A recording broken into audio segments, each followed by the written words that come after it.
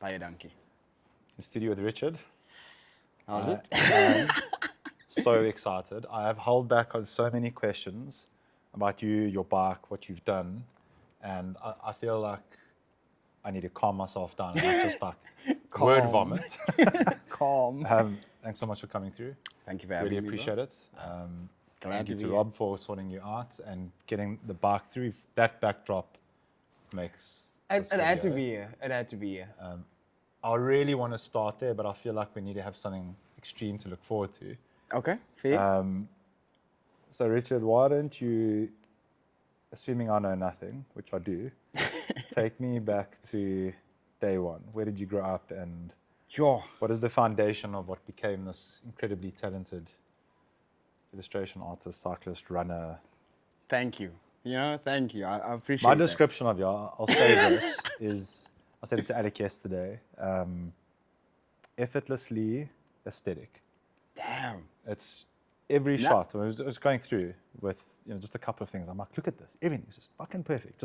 You probably just snapped this. You didn't even think about it. It's considered. It's just considered. That's the thing. I don't want to make it too much about like, perfect aesthetic. I'm just literally doing what I like, You've got an eye for it. You've got Thank you, man. exceptional creative talent. And I'm dying to hear what cooked that all up and cultivated it. And Okay. so, Okay, let me go back to the start. I think it's so crucial Yeah. that I speak on where I'm from, which is Macassar. It's close to Somerset West, but the area is called Macassar. It's a little community, predominantly colored people, and for the last, I would say like 26 years, I'm 29 now, 26 years of my life I've been there, and it's crucial. It's like super important to the whole picture I'm painting. Like, I think that in times I'll say, I'm from Macassar, and people are like, where's that? And I'm like, no, Somerset West, that area. isn't that a DJ? You know what I mean? It's like, but nowadays I've realized like I need to like be very vocal and like super proud on that because that's where I'm from. That's where I'm still at right now. And I grew up there. Mikasa. Macassar, yes, sir. Grew up there, stayed in Macassar for the last 29 years of my life. I did move at one point, but the area is, I just want to speak on the area because it has this like, it's a small colored community, and I think there's a lot of beautiful and good and amazing things that you can learn from that space. I believe that my experience was a little bit more challenging growing up because I felt a little bit different. Okay. Right? I think if I go from like the ages of like 10 to 20 years old, I've always had this like idea that I love where I'm from, but a big part of me wants more. Where a lot of the people there can become comfortable with that. That's all that there is, and there's nothing wrong with that. But my ambition was always like, I have to get out of where I'm from because I want to go explore the world. But it influenced a lot of who I am. I think, if anything, it taught me that it's okay for me to be different. And if I have to give practical terms for being different, like, I didn't play rugby, which a lot of the kids would play. I was skateboarding. Okay. And I tried rugby, like, maybe it just wasn't for me.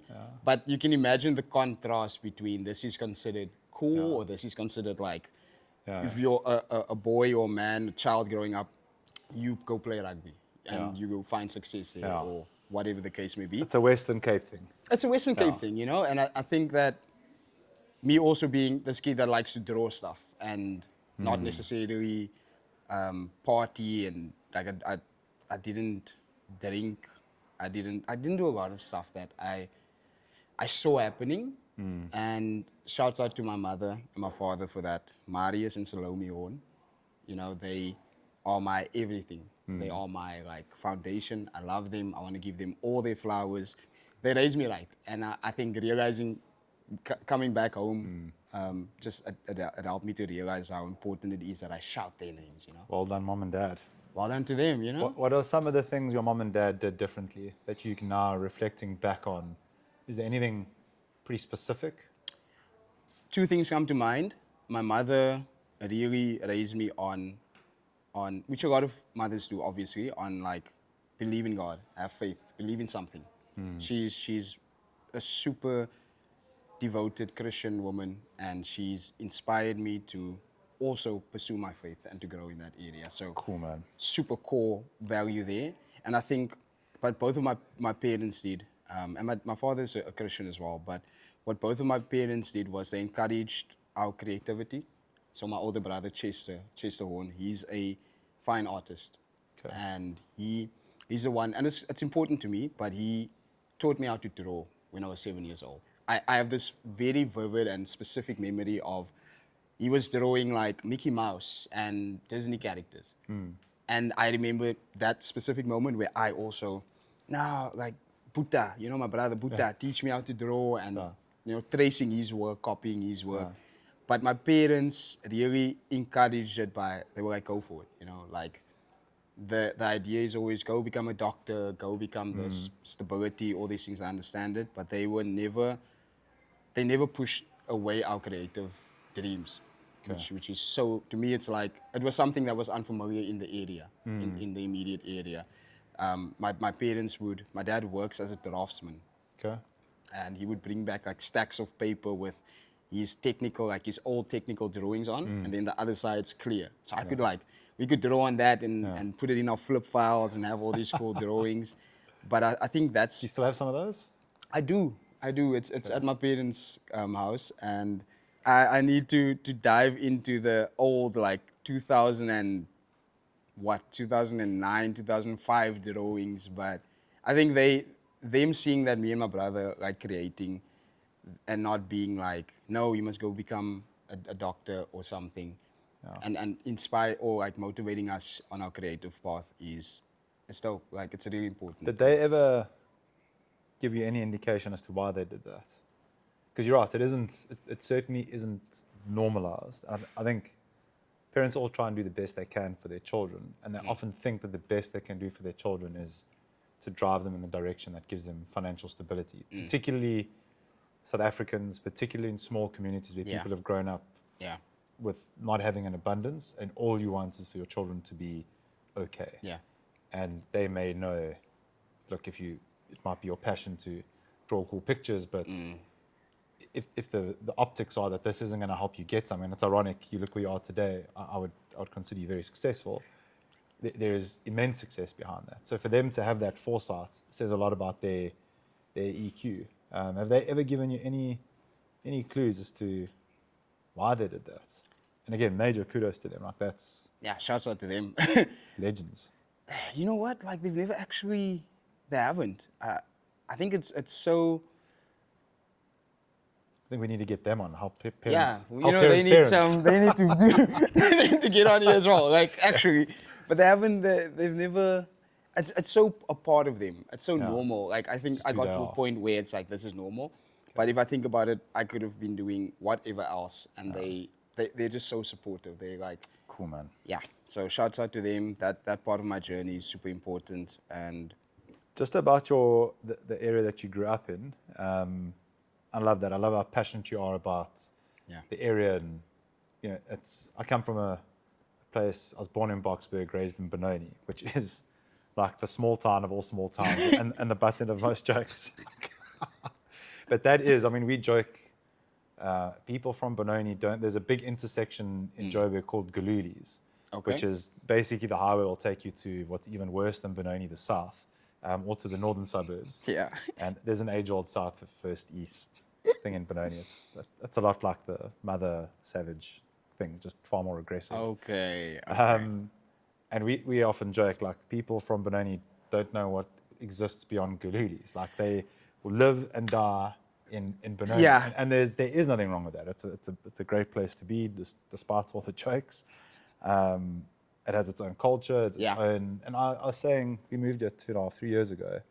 Okay. And when I go back to Joburg now, it honestly feels like a holiday. It's the weirdest thing. Wow. You get, which is so bizarre, but I come back from there feeling energized. It's a different frequency that place operates on. Yeah. And there is, take nothing away from the goodwill and hearts of a Joburger, particularly people from Benoni. They know you opened a a bike shop down the road. Oak will sell his car to go and buy a bike from your shop to help you. It's Yeah. unbelievable how deep they go. Nah, that's dope. For people that don't necessarily know that well either. Like, yeah, you have your close friends, and Yeah. then there's this like huge ocean of acquaintances. Where in Joburg, really, it's not it's not millions of interactions before someone will go out of their way to help you. Wow. It's a really special place in that way. Wow. And I see it more and more. It's not a criticism of Capetonians, but there's a Joburg way that's pretty sick. Yeah.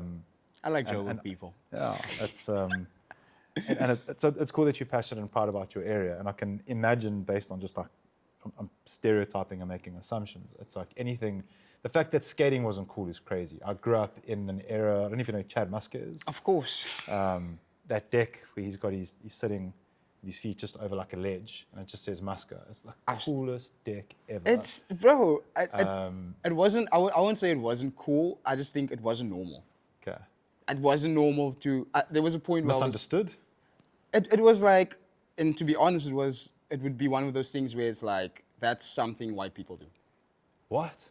That there was a point in time where I remember specifically where it felt like Skating was a what? it was like people. It was so not normal.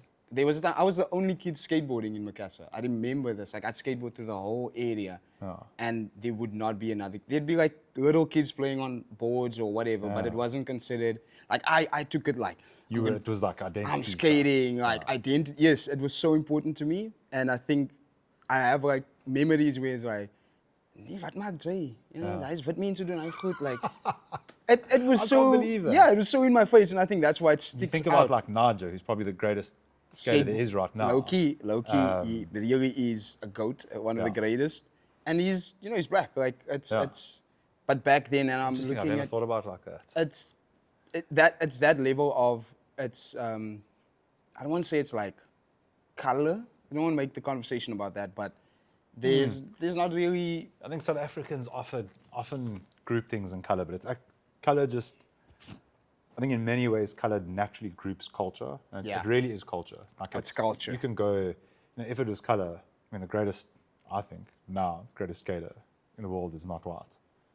And so it's definitely not a color thing, but color in South Africa does automatically group a lot of culture. Yeah. It's just. Let's nerd out a bit on skating then. What was your trucks, your deck? Sure, man, bro. Do you know the wheels? I can remember these things like Hellraiser pads, independent trucks. 100%. Sorry about the watch. 100%. I remember my first proper skateboard. Yeah. So I was skating around a bit on an old board that I got from a friend, or I can't even recall. We just had this old skateboard, and then my father got me a skateboard at Game. Okay. It was a Bad Boy. I don't even remember the brand Bad Boy. Yeah. This yellow deck Bad Boy. Remember I said I'm from Benoni. Oh, well, there you go. That stick on the back of their buckies everywhere. I'm a bad boy. The deck was this big Bad Boy logo, and I felt so cool wearing my skinny jeans and old sneakers skating in it. The grip tape was whack. It was one of those Walmart boards where it's just like, what are you doing? So that brand when I was growing up was called Maui. Maui. Yeah, if you took the wheel and you spun it as hard as you could, it would make like one rotation. The rest so shit. But that was, I know exactly, and that was sold at Game. Like, I know exactly what you're talking about. And that was the first board, the first proper board that at least could roll a bit better. And then I started to take it serious, right? So here's me in grade 8 or 9 after hating rugby and trying soccer and sucking at it and just being like, Dad, I want a skateboard for Christmas. Yeah. And I think he got his bonus and he was like, okay, let's go get a skateboard. Yeah. We go to the Element shop in the mall. Oh, now we're talking. The Element shop in the mall, I was like, Dad spoiling big. He didn't realize how much the board will actually end up costing. Because he's like, it's like a 200 Rand thing, right? No. This is in grade 10. This is like, it's like a $2,000 thing. I'm like, Dad, I want this deck. It was a Mark Appleyard Element deck, which I loved. It's green. It was a green board. Tell me you got pictures. I do. On Facebook. I'll find them. I'll send them through. 100%, bro. Mark Appleyard board. The trucks, I went with Element trucks as well, because obviously they sold it there. but I decided to go with golden trucks. You know, just because Yeah. we're skating now. 100%. We're Yeah, getting yeah. gold trucks, element wheels as well, element bearings, element grip tape. It was a full element setup. And I was Mr. Skater. I even got some Vans that Christmas. Oh, just You know? Dad got a proper bonus. And yeah, it was a day I'll remember forever because I was like, now I'm a skater. Yeah. You know, I had the gray skinny jeans. I had the Quicksilver T-shirt. Yeah. Oh, you must have been that stupid smile we get. I could barely kickflip properly, but I was full of joy. I was going to ask, what tricks were you capable of pulling off? I couldn't get past the kickflip. That was like my peak to the kickflip. Hey, kickflip, it's a valid peak though. Yeah. It's a valid peak, but tricks. I mean, I got to like. Skating's difficult. I think that's anyone that hasn't skated. And like it to drop hurts. into a half pipe is Scary. fuck. I fell. I fell. I remember that much. But I loved heel flips. I was more of a heel flip guy. Okay. 360 flips. Okay. Fakey. Okay, no, you You know, like you were fakey proper. kick flips, fakey tray flips. A lot of flat ground because where I stayed, there wasn't skate parks or anything like that. So I was going to ask if you did have anything that you could go to where you could. Nope. I would go to Somerset West and the skate park in Strand called Smoothies. Okay. Did you not have a Boogaloo's here in Cape Town? Do you know what that is? I know what it is, but I don't think we had a We Boogaloo's had now. Thrashers and we had Boogaloo's back in the day, and that was. Like the spot. Yeah. That was, So you were, I mean, the era that I grew up in, a lot of people, there was this Cyrus shoes were normalized. I think they were the D2s, these big, hideous things. Yeah. Normalized. Everyone wore them. yeah. And then Lizard came out with like a knockoff pair called like O2s or something. Yeah. Everyone wore them. So it was like skating culture was cool. They had those belts, the flip belts that had like that specific mechanism on them. Everyone had those. It was like, Wow. as a fashion movement, it was, I wouldn't say everyone, but it is way more normalized than what it is now. Now, yeah. And you went to this place, Boogaloo's, the skate park. So outside of that, you were a kid skating, and you definitely were in like a grunge, like that's not a good kid. Yeah. I gravitated more to BMXing in time. Okay. But it was like those people stayed together, and you went to Boogaloo's where you could, BMX or you could skate, and you belonged. You went to this place, Dead Prayers hip hop, banging. It was like my favorite hip hop song Amazing. ever.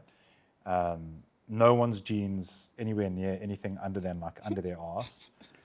Dickies was the jeans brand. It was just like, man, so you cultured. could just smell marijuana everywhere.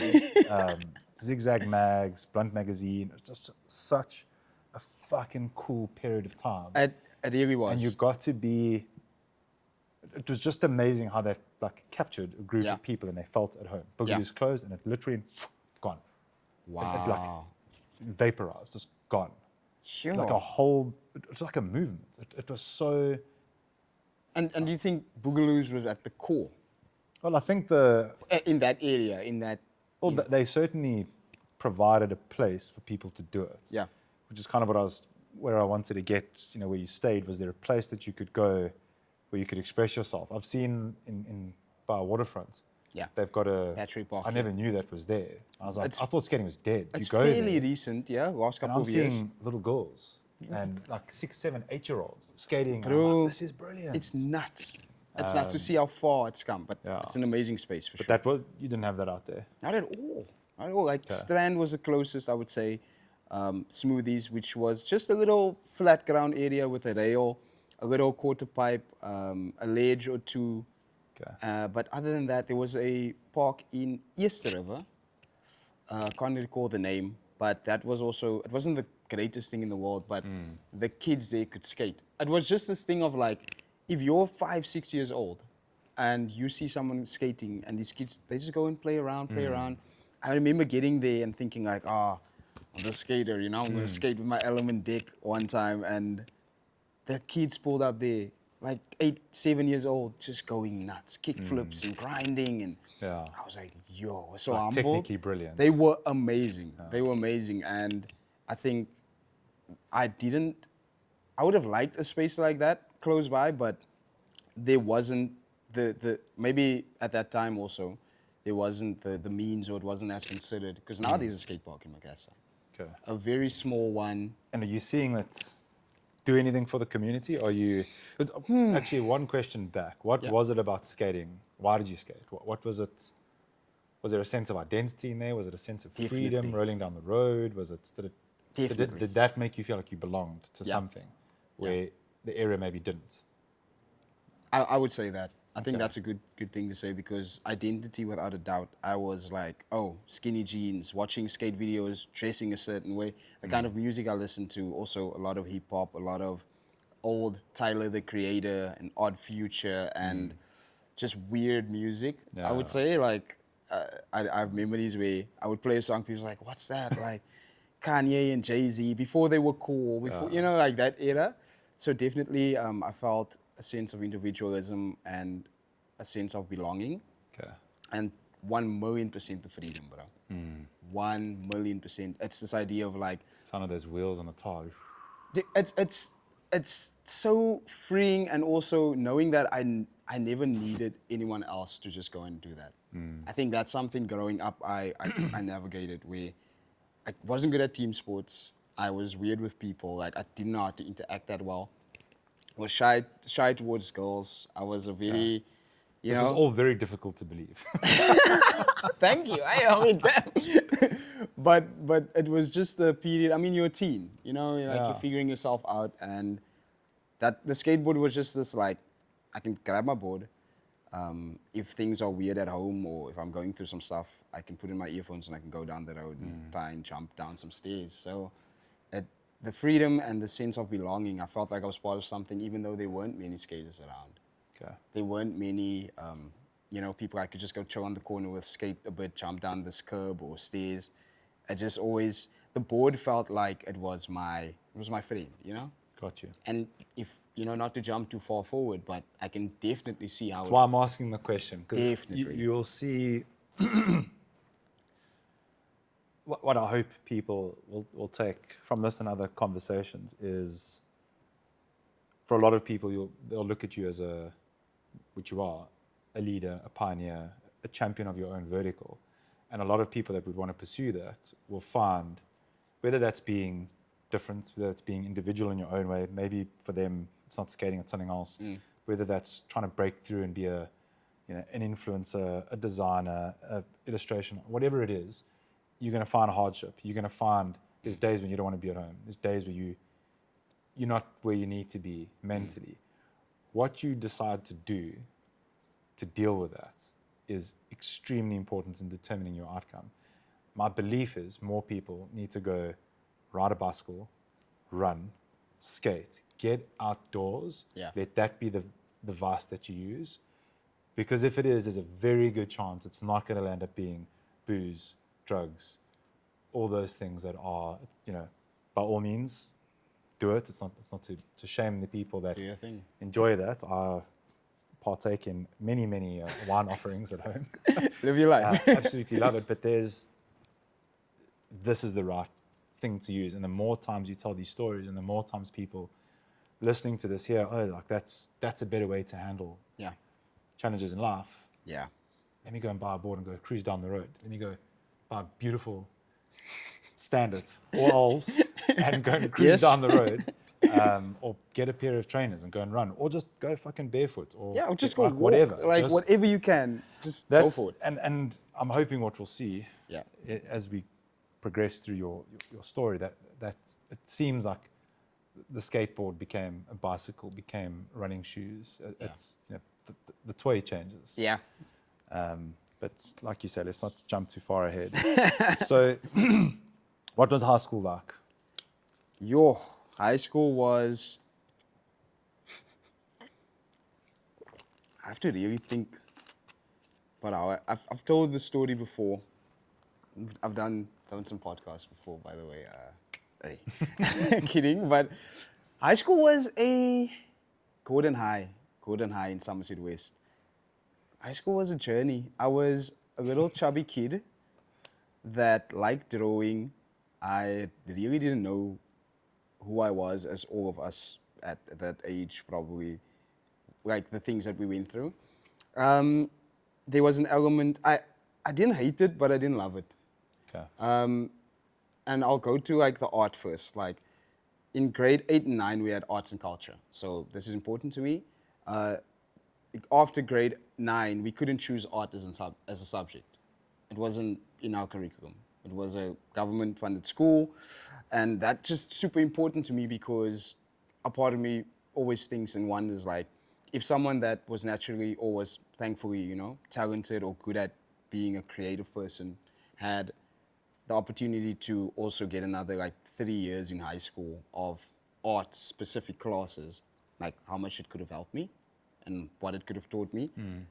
I did go on to study graphic design, but that was just so like, when I was there, I was like, damn, like, I can't believe that would be out of the curriculum. Was there anything close to it? Was there? no. At grade 8 and 9, arts and culture, right? We have that. Yeah. Cool. We draw in those classes. That was like a really fun space for me.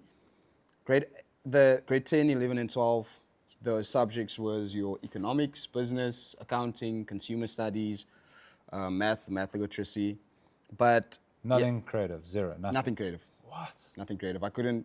My parents, we couldn't afford to go to the school down the road which had those subjects. Okay. And I think in a retrospect, like after high school, I realized like, damn, like I wish we had that, It's interesting, oh. And then on the other side, it was like I was not vibing with high school. I didn't fit in, man. I had some friends from primary school that I kind of like still hung around with, and tried to hang around the cool kids in high school, the popular kids. But there was an element of bullying, especially in primary school. There was an element of because you're a chubby kid, because this, because that, you get treated a certain way. Sure. I didn't get no attention from the girls in the beginning, which is important. Low key, it's important. Yeah. But high school was just this like, it was an interesting wave. I really wish I had a slightly better experience. I'd be honest, but I'm also just again.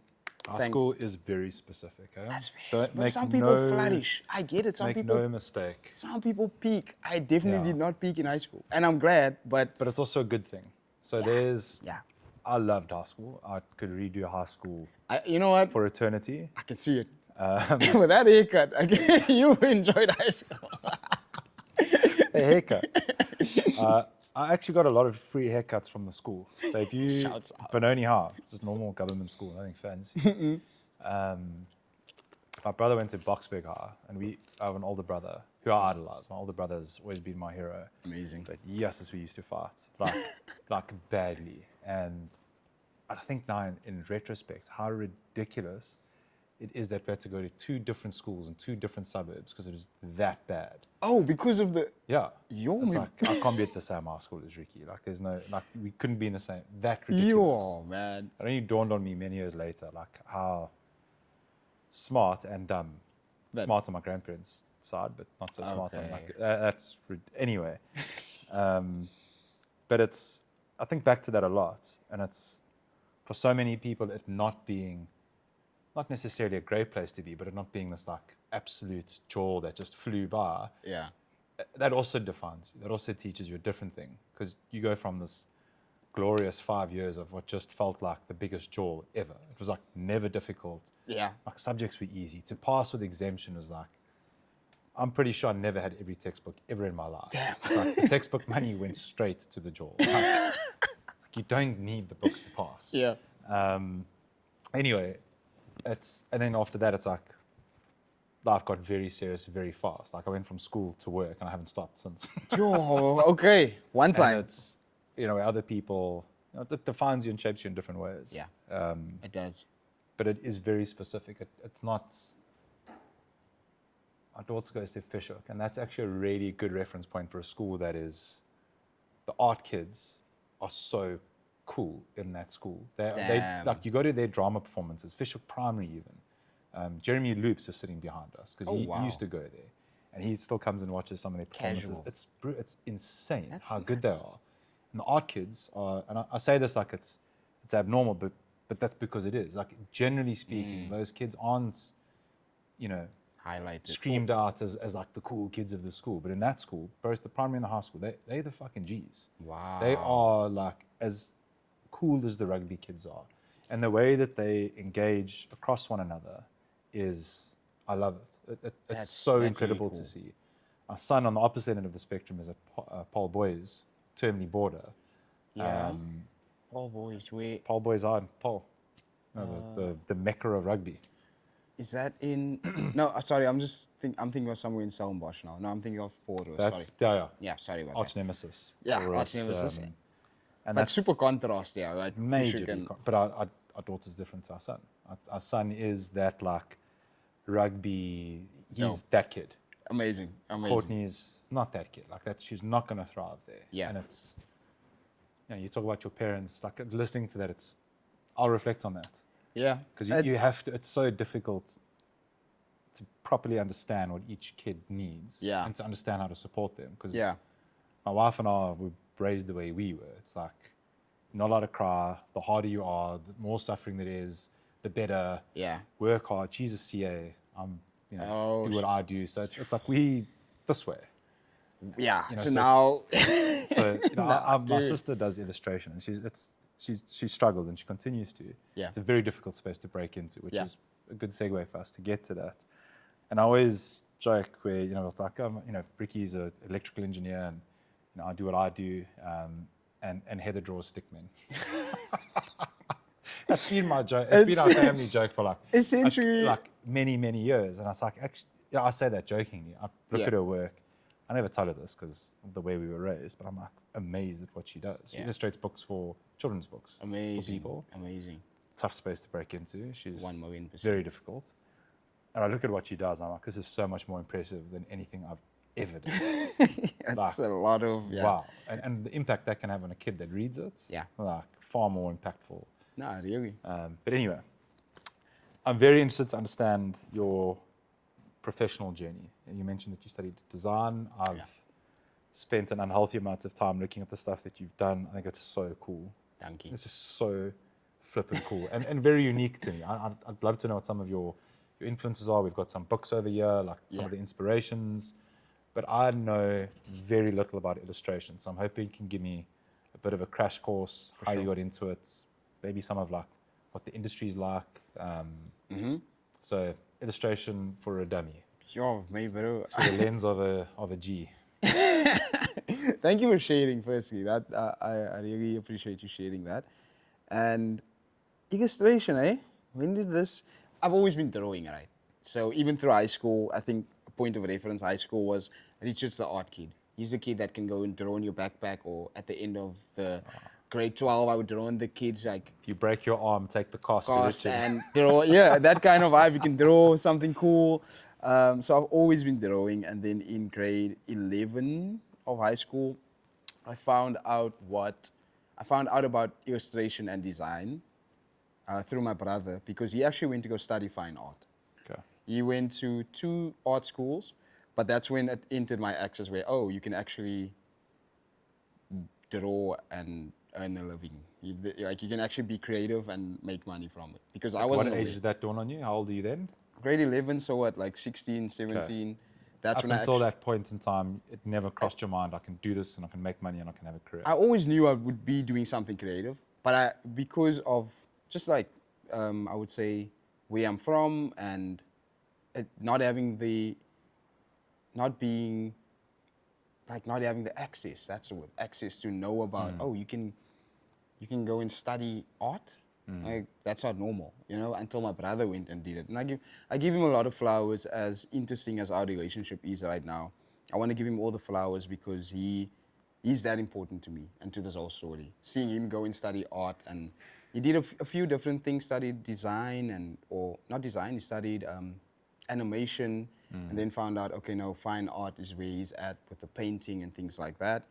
Then it entered into my world, and then I found out about Ruth Prowse School of Art and went to go study illustration, graphic design, a 3-year course, diploma course, and one of the majors was also illustration, but they taught us so much about being creative. And something to note on Ruth Prowse, because I want to give them some flowers as well. They are amazing at, they taught us everything. Like, I studied design, but we did figure drawing, we did object drawing. The models come in, they have to stand and draw people there for like 3 hours. We did desktop, DTP, desktop programs, so Photoshop and all of that. We did printmaking, we did photography, we did, yo, there was so much that we did those first 2 years specifically. It was nuts, actually. And getting to an art school, it's based in Salt River. So I would take, take a train through, take 2 taxis, take a train, crazy mission. Then eventually turned into taking a bus, but getting to Salt River, culture shock. Core memory is just like getting there those first couple of days and just being like, me bro, coming from a casa, used to this and used to that. Here's this brah, like a hippie brah, just smoking a blunt on the. It's just like, I'm like, what is happening? Like, this is not normal. I don't know what this is. Like, crazy experience, right? And but also it just shaped me so heavy. Like, I'm so glad I went to that institution as well, because they really focus on like technique. There's a lot of theory as well, a lot of reading, a lot of this, a lot of that. But in terms of like, and this is something I hope someone receives out there. If you like illustration, if you like drawing, if you like whatever, you have to try and get as good at drawing as you can. Okay. If you want to be creative in whatever field, try and really get to the fundamental. I still get questions like, how did you find your style? How did you, the super important part, I've been drawing since I was 7 years old.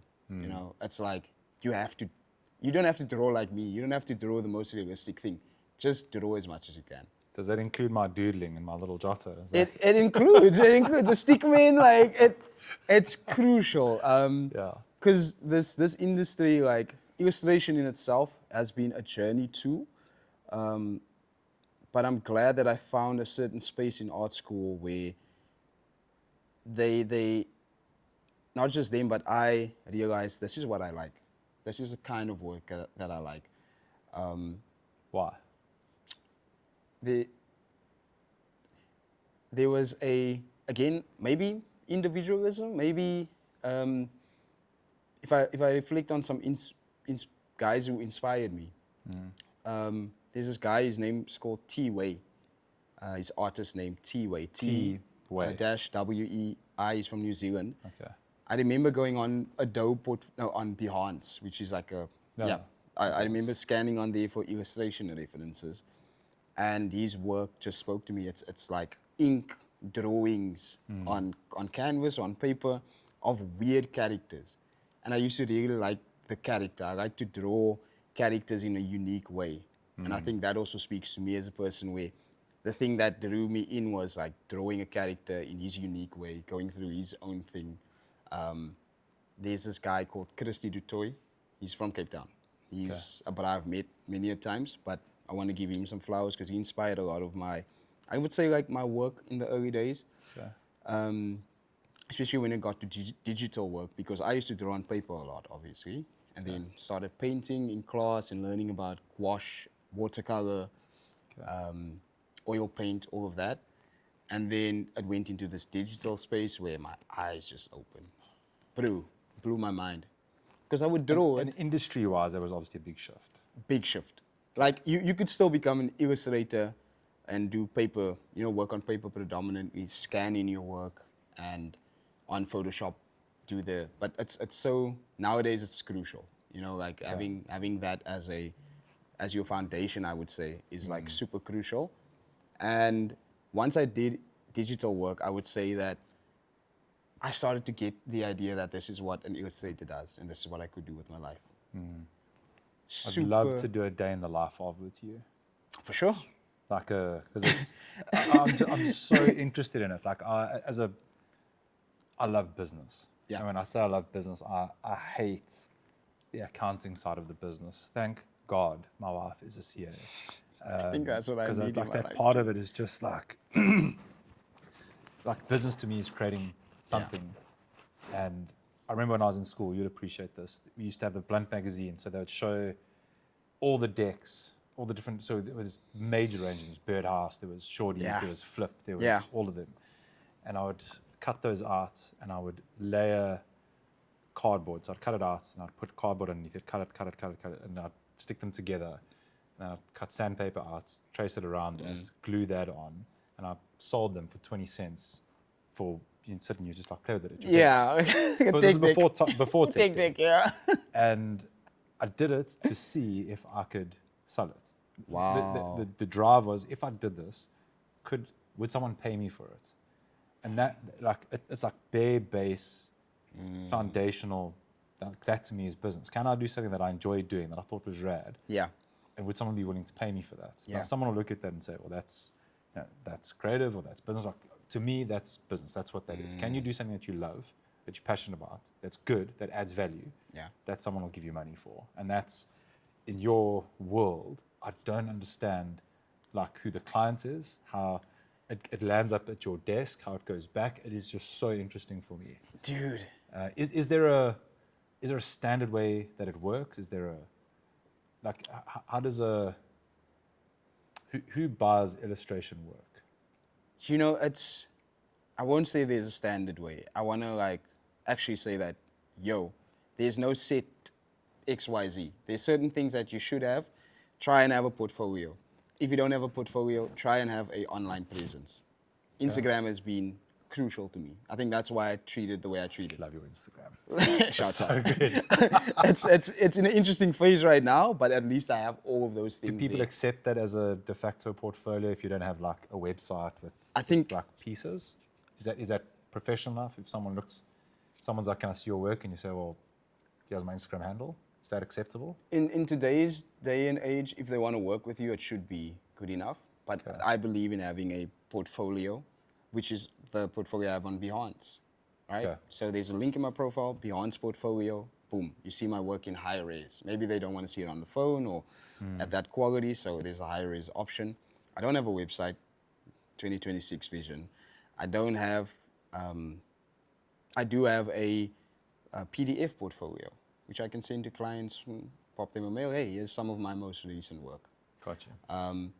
But things like having an online presence is crucial, I think, like, because you can go to my profile and go,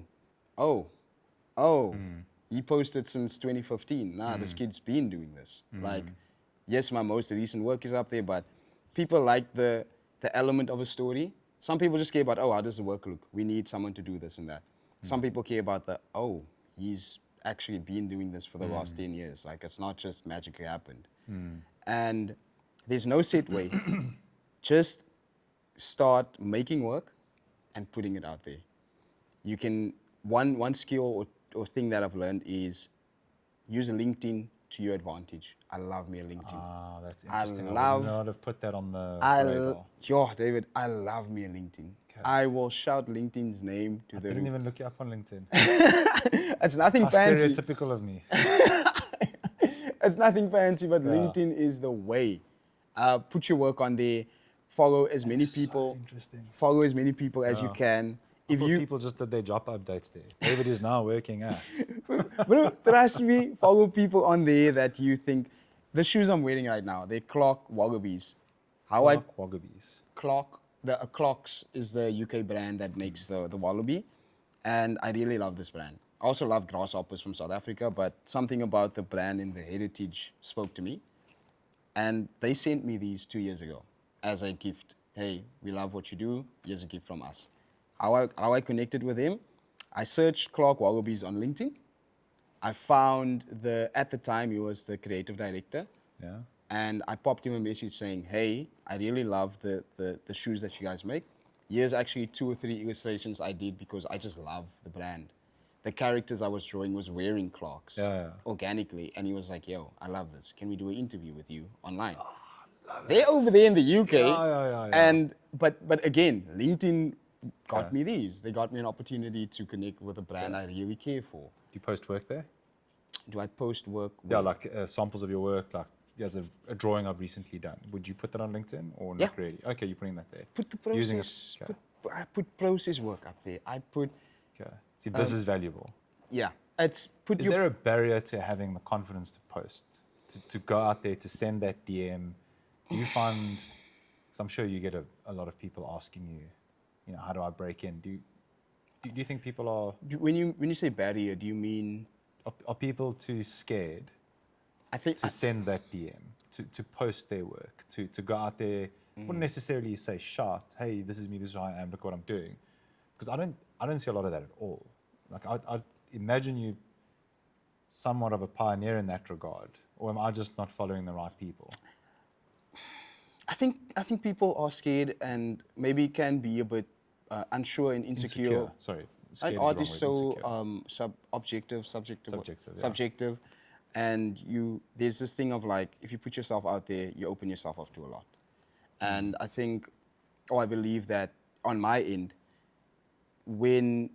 if you're doing something that's a little bit different, again, illustration, being a freelance illustrator, will require you to put yourself out there in a different light because now illustrators and creatives are the new athletes. They are the new people, brands are coming to them for insight. Like, yo, can we work together? Can we do collabs? We've seen how so many brands locally, internationally, have worked with creatives because they see the value in them.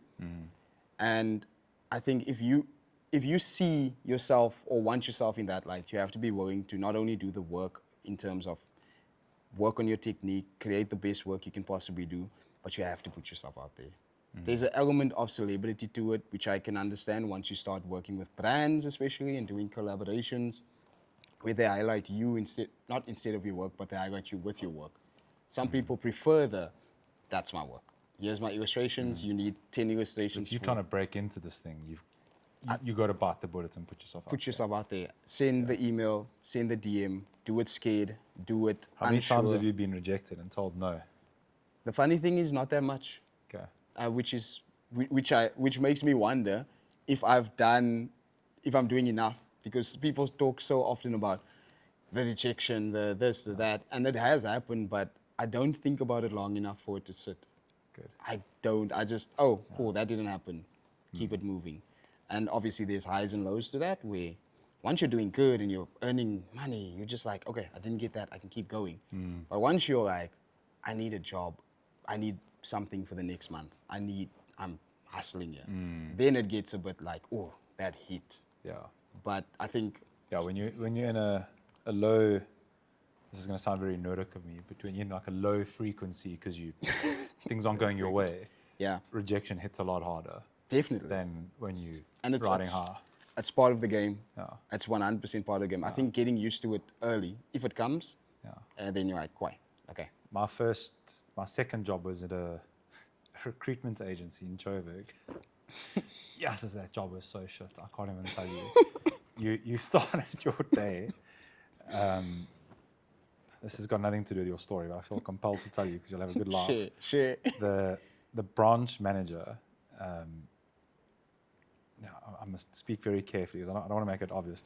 I'll leave the branch manager. Yeah. She was a very steel-eyed person who, should come and sit at your desk opposite you. So she'd walk around with a headset on, and the phones were such that it had your headset. So you literally like thing off, and you had to have 100 companies prepared, company name, head of HR, head of IT, because we did IT recruitment, phone numbers. Yeah. At the start of your day, there needs to be 100 names, 100 companies, and 100 numbers. You can't be like, I'm going to look up the number for Mickey Lou. It's got to be there the day before. Yo, that's a lot. And your minimum KPI was to go through 100 calls a day. And she would then walk around and she'd come sit, and through the tables like it's this close. She'd plug in. And now you've got to go through this cold call scripts. I got sworn at, told no, yes, 98 times a day. For the first month. It broke you down to fucking zero. Nah, that's a different level. And it was tough. Recruitment is tough because you're trying to get jobs for, but then you keep listening. Okay. I mean, the trick there was this one girl there, Angela Gordon. Yes, she was killing it. Like it was too easy. So instead of sitting and working for a whole day, getting told 98 times what a piece of shit I am for phoning, it's trying to do my job. I take cold calls from people that cold call, and I try and be kinder to them. Yeah. Because that's someone they're doing their job, trying to hustle. Like at the end of the day. And I was like, I'm going to take the whole day and just sit opposite her. Yeah, what was she doing? Because she's killing it. So where we were phoning companies to ask for job specs. So if it's me, I'm phoning you. Hey, Rich, I see you're a famous illustrator. What jobs are you looking for? You're looking for an illustrator. Can I help you hire one? Not right now. Or I phone you, Richard, I've got this guy. He is renowned as one of the best illustration artists. His work has been featured in Adidas, Nike. He's been collaborated with 10 times. Would you like to meet him? Very different story. Okay. So she would find a candidate you couldn't say no to. Maybe even invent him.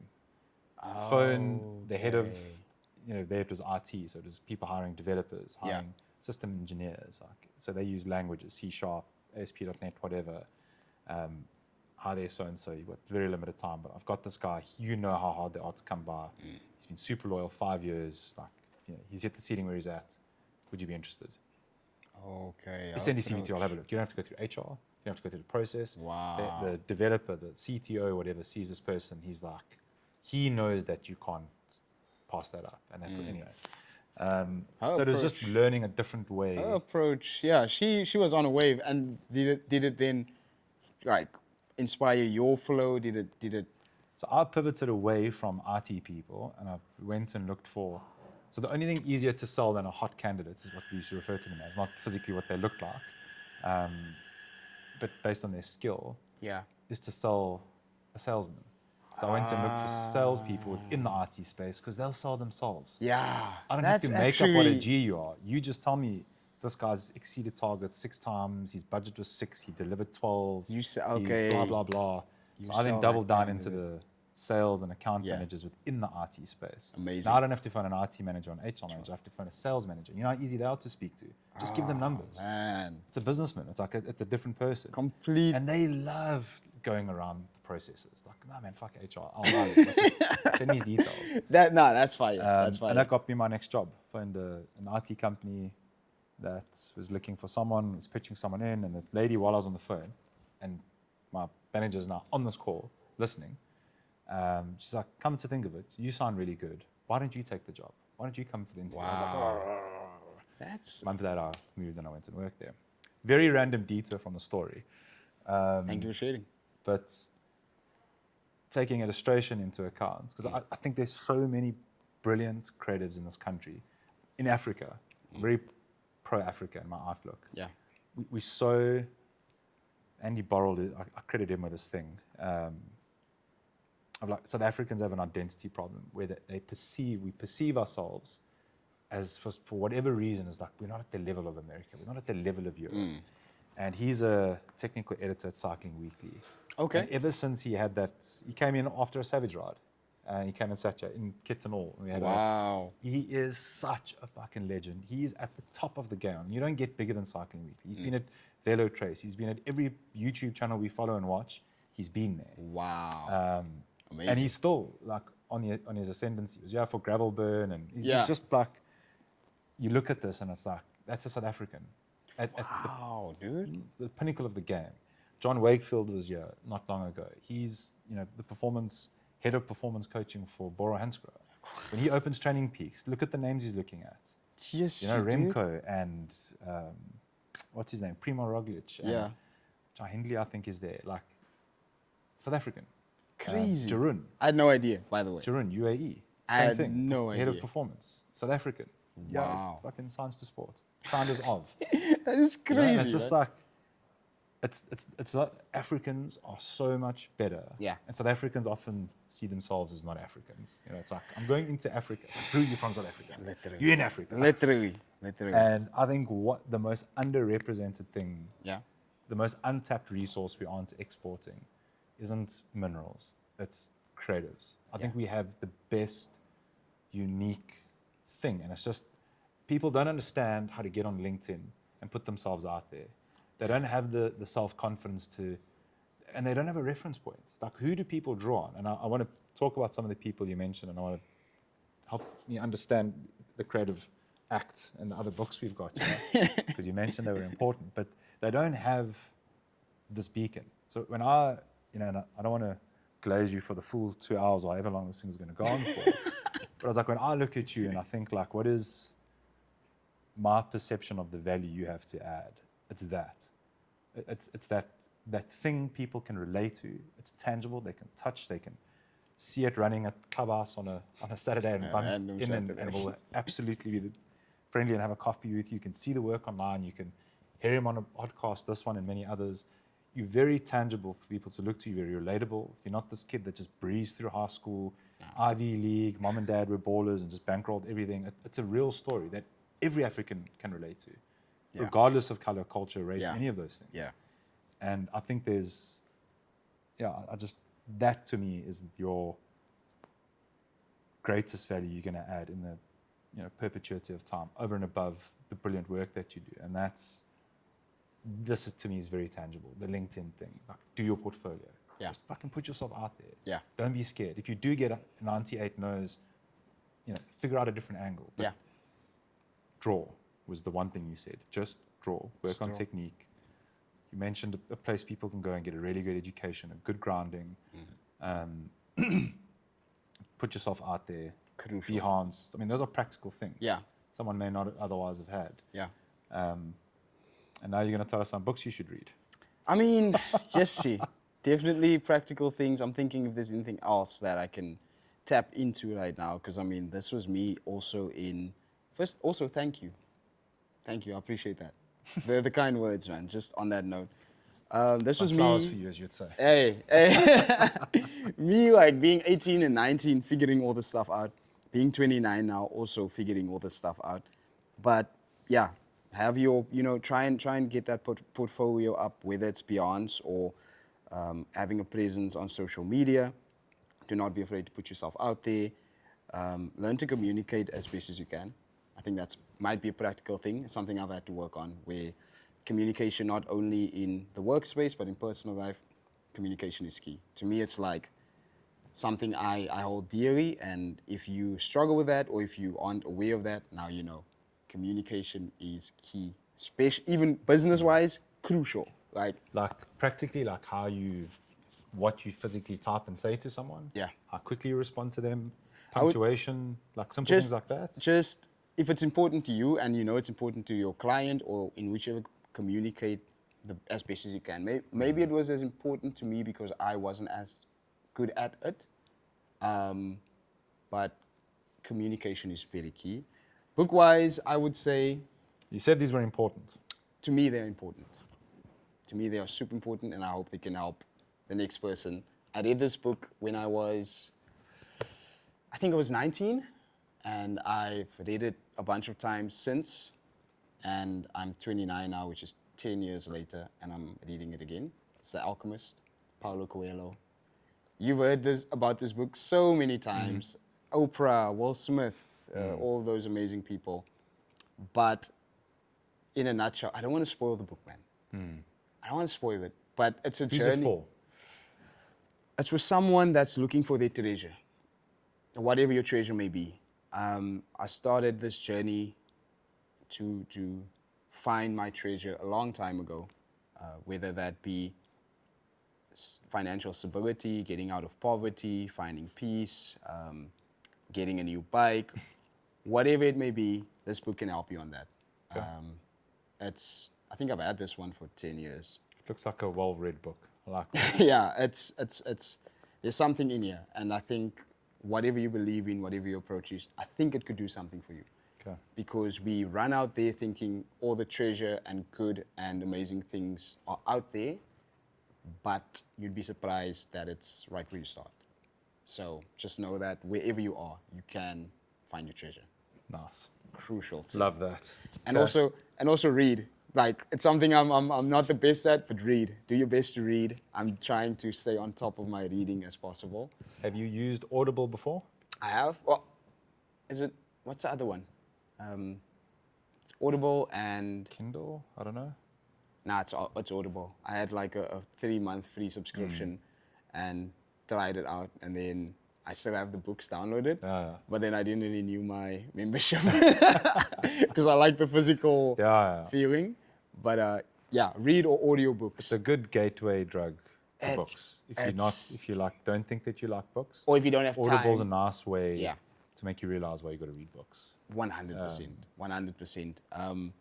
Then the other book, just because we're on the books, The Creative Act by Rick Rubin. I'll point it there for the cam. This one, I'm actually still finishing. I've had it for 2 years now. Okay. I've not finished it yet. Like reading.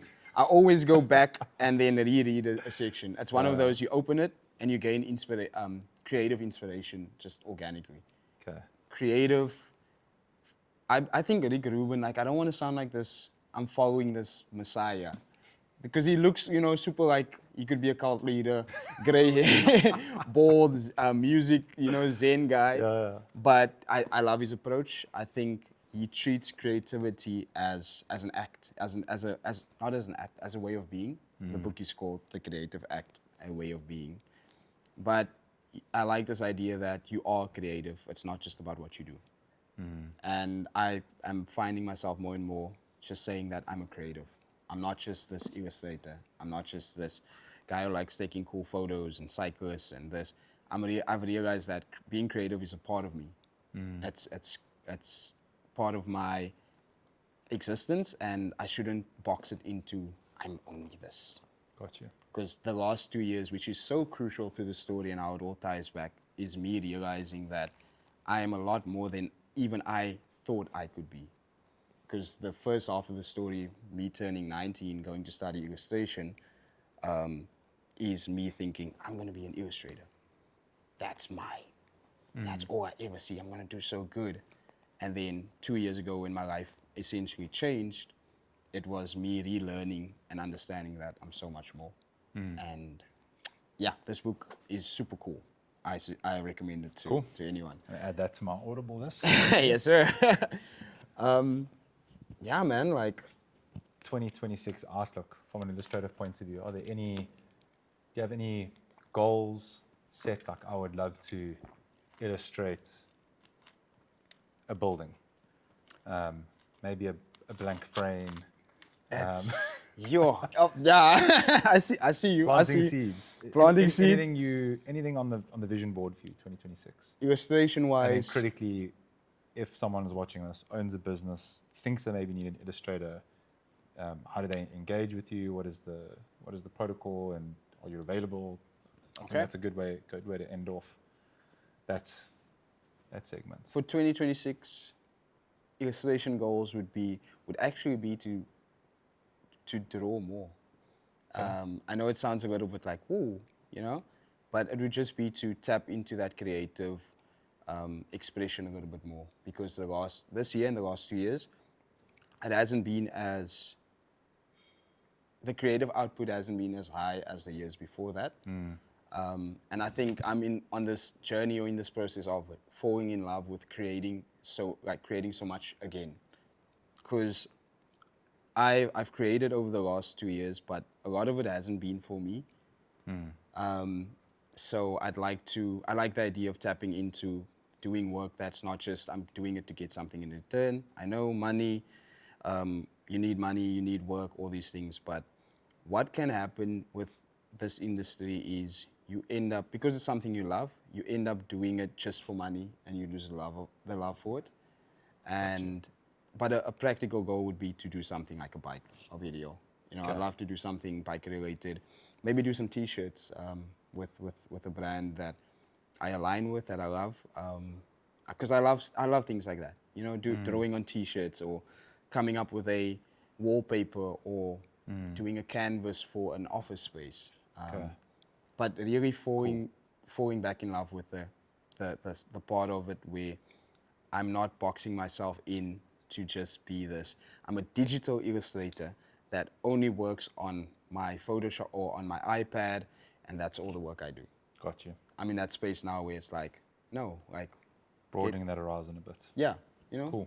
Have fun, play around a bit, and try and get opportunities in where I'm a bit more creative. I'm opening myself up a bit more, where it's not just clients that want this kind of work, and that's me clocking in and out. Got you. And if anyone wants to reach me, Instagram, Richard Gregory, illustration work with a bit of life. Richard Gregory Horne is the Instagram. You can pop me a mail at richardgregoryhorne@gmail.com, and just chat to me about any kind of illustration work, any drawings. I love drawing, so I'm not a graphic designer that does posters and Banners for your website. Banners, that's not my strength. I'm not on Adobe InDesign doing books. the foundation of a lot of what I do is drawing. So if we can start there, Kwai. And yeah, that answered that question, eh? Yeah, perfect. Sensational. So it's time for the bike. We've done our due diligence. We've Yeah. covered foundation. Hey, bro. We've done school. Yeah, we've laid that foundation. We've laid it. It's my first time seeing it today in the flesh. It's beautiful. Thank you. Tell us the story of this bike, how it came to be, Hey, how bro. it rides. I'm colorblind. I've got no idea what color it is. Tell me all. The bike. How did this bike end up as the backdrop today? So, Standert, eh? Standert, Vatvinder. Yeah, that's gorgeous. Okay, let me think quickly. Where did this start? It'll start. So, let's start with 2023. I don't want to give dates to everything, but I'm trying to like really remember how this all came. I started cycling after COVID, so I would say 2021 or 2022, and I got a single speed bike. Just to give a quick background on the cycling part of all of this, just to move around a bit, it was important to me to move my body, and I was sitting at my desk doing illustration, and realizing that like I don't skate anymore, and I'm bored, so I'm like, I need something to move around. I saw a single speed bike on Marketplace. It looked beautiful. The bug got me, and I just started riding that bike. That bike turned into another single speed bike. Rode that around a bit more. Then I moved to the city, which is a crucial part to all of this. I moved to Wynberg, actually, me and my partner at the time. And I started to connect with some of the people in the cycling scene. That connection led to then meeting the guys from Community Connect. So super shouts out to them. Incredible people. Yeah, Community Connect Absolutely extended. Big shout out to Julian Ribbonet, who kind of set up that whole Absolute ecosystem. legend. Because without that, I'm not here either, bike-wise, I believe. And that led to me trying out the Standert Burgermeister, which is like the city cruiser bike. I messaged Community Connect and I asked if I could ride the bike for some time and try it out. And it inspired me. It really inspired me in terms of like, my work is now being influenced by bikes. It happened beforehand, but when I really saw who Standert was, I connected to it. It had that same feeling I had with the skateboard, like, this is kind of different. Yeah. This is more my speed. Because I wouldn't say I've been engulfed in the cycling world at that point. I just like riding my bike. I wasn't watching Tour de France at that point. I wasn't too into, I wasn't being, like kit and all that at that point. But it was like I was connecting to something there. I then got I sold my Rook that I had, because I had the single speed, remember, to get me a Cannondale, which was the gravel, it was a CAD X gravel version. And that bike became my baby, which I rode since, 2023. And Standard stayed in my mind. The brand itself was so, whenever I hopped on my bike, I would think, and I'm thinking now about how I can tell the story, because I actually haven't had the platform or the opportunity to tell it in this way. But the brand really stayed in my mind, and creatively, and this is where that illustration and everything kind of connects. I wanted to draw bikes, which is like, when I thought of a bike brand, when I thought of a piece of work to do for myself. So if I'm not doing client work, draw something. I would draw a bike. What bike am I drawing? A Standard. It became a little bit more and more in my face and in my head, and I started posting that because that's important. Post your stuff. Post what you do. And Standard then, they liked some of the posts. They would always interact if I made an artwork inspired by what they do. And that's why I also really appreciate them, because it's, in my eyes, this big brand or this global brand that could also just be like, oh, cool. but they would comment on the illustration that I posted, and I was Love like, that. you know, I was like, that's cool. Look at them, you know. We would do these group rides around the city, or these gravel rides with where I now tried out the different standard bikes. My first race was the old Herman gravel ride in Herman. That was my first one, and I did it also on the Standard. What was it? Not the Triebwerk, Kettenzager, one of the gravel models. I want to remember properly, but that was a nuts, absolutely nuts. Yeah. I had on some Chiovita tights, not even the bibs, because I was like, I don't want bibs. I was wearing Vans, black authentic Vans, because I love my Vans. Flat pedals, big hair, just like the biggest hair ever. A helmet on, thankfully. And my bro, this old Herman gravel ride was the muddiest, and it was super poured, rainy mud for my first ride. Dude, I mean, even if it wasn't as a first ride, that's I was just like, yo, what is happening here? It completely like threw me. It was what, 80 kilometers, 86 kilometers or something. I can't even remember. But distance is misleading. it's misleading, and the elevation was a bitchy spicy. But just crazy ride. And all of these like moments I'm mentioning, they just all form part of me getting here. And I'm just like, I reflect on it often, and it's cool how everything that came, it happened organically, and I'm glad that I leaned into it.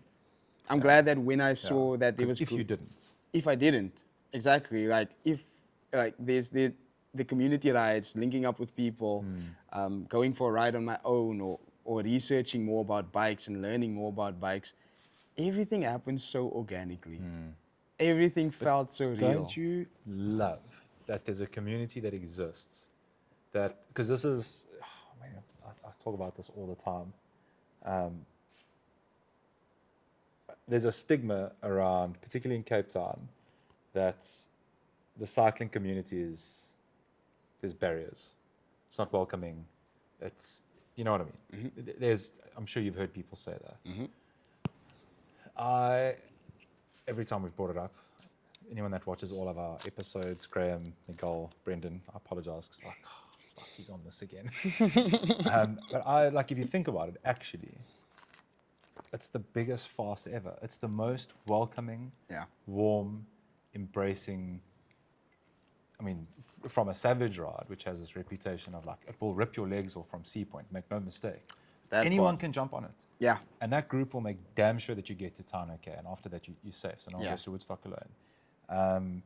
This mega base that Kiz has created there in C Points, like the most amazing space. We went, we were there on Saturday. So many people had never been there before. And it was like, oh, isn't this like quite elitist? And, I'm not wearing Panama. I was like, bro, this is like a cultural hotspot for cyclists. Yeah. Anyone is welcome in there. Yeah. And it's just amazing. Like there's a lot of stigmatism There's around stigma. it. But There's the stigma. reality is when you go into it, and what Julian's created, I'm glad you mentioned him. Yeah.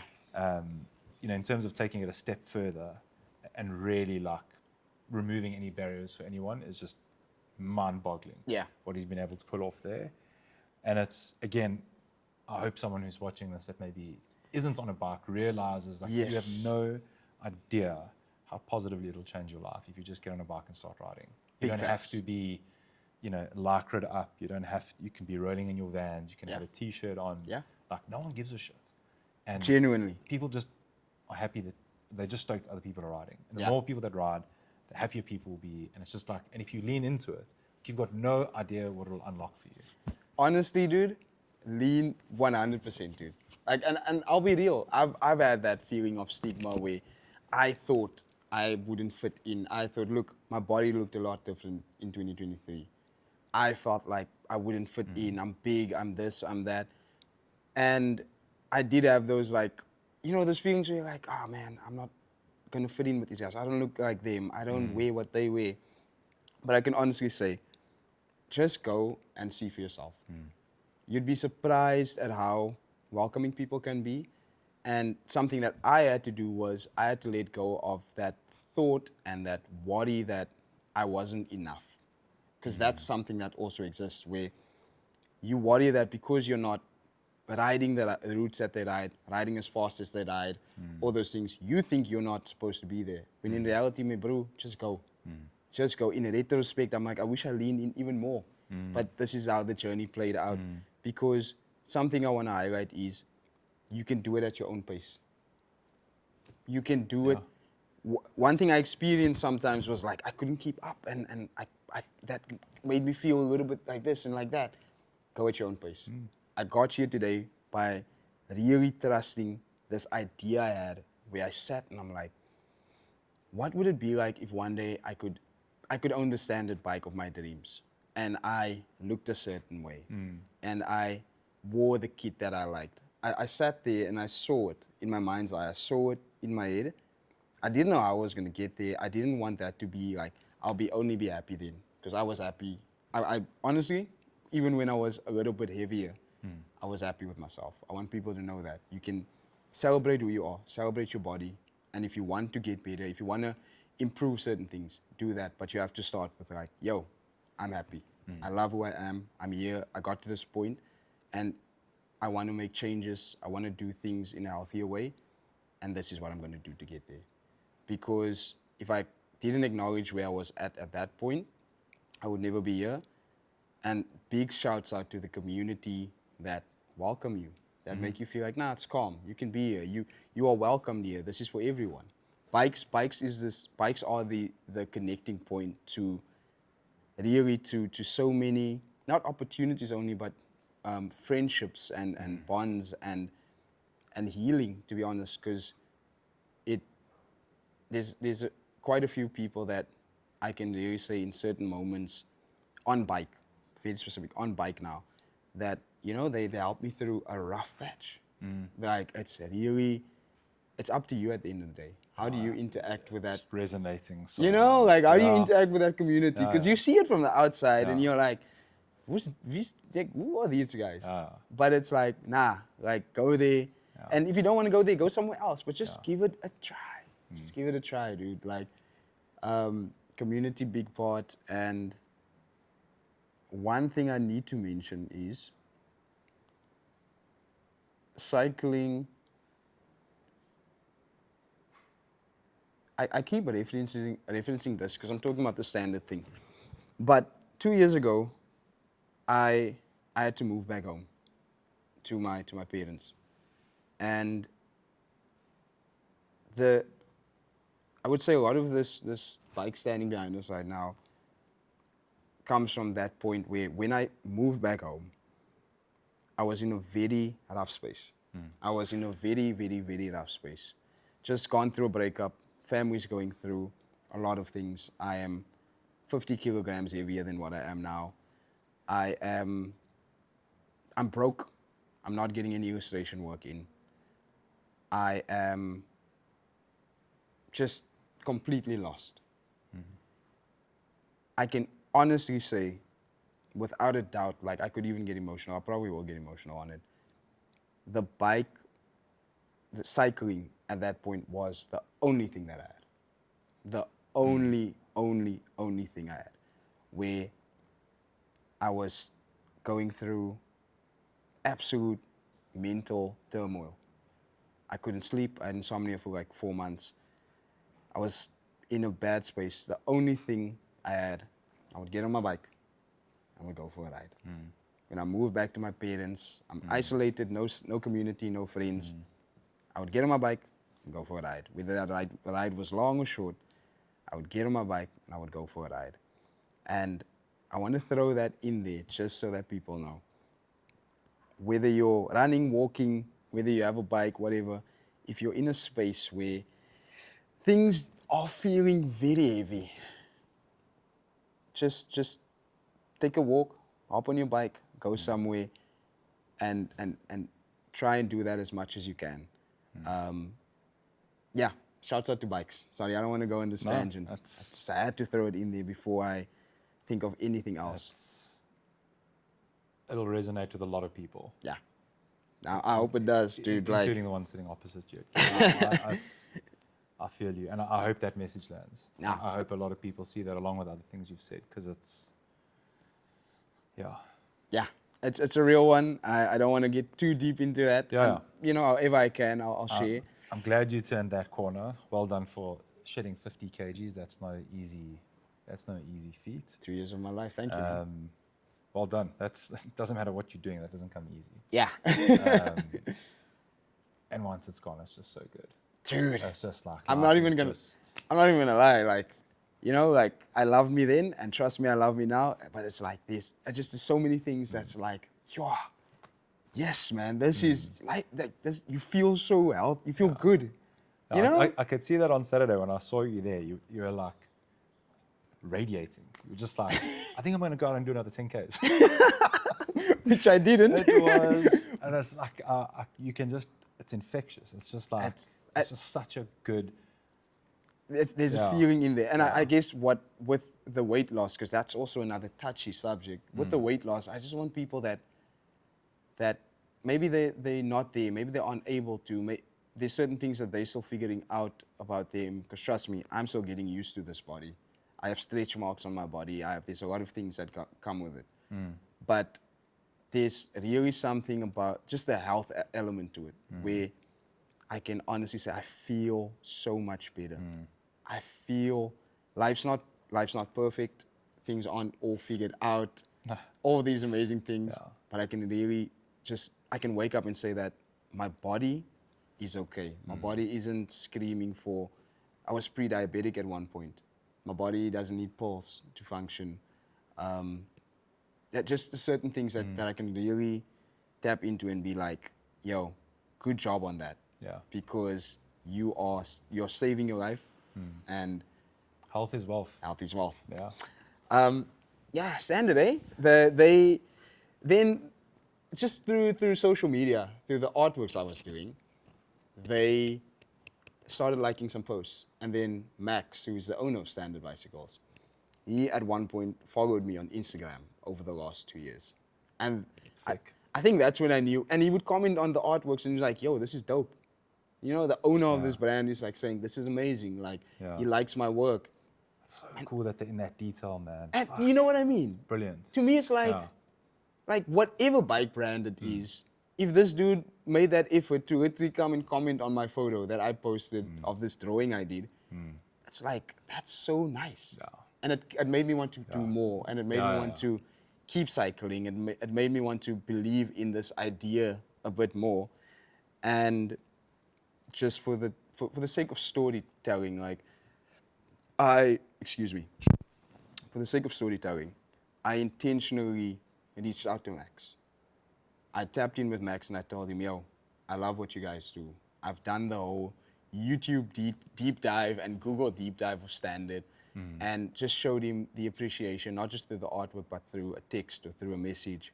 Told him that I really love what they do.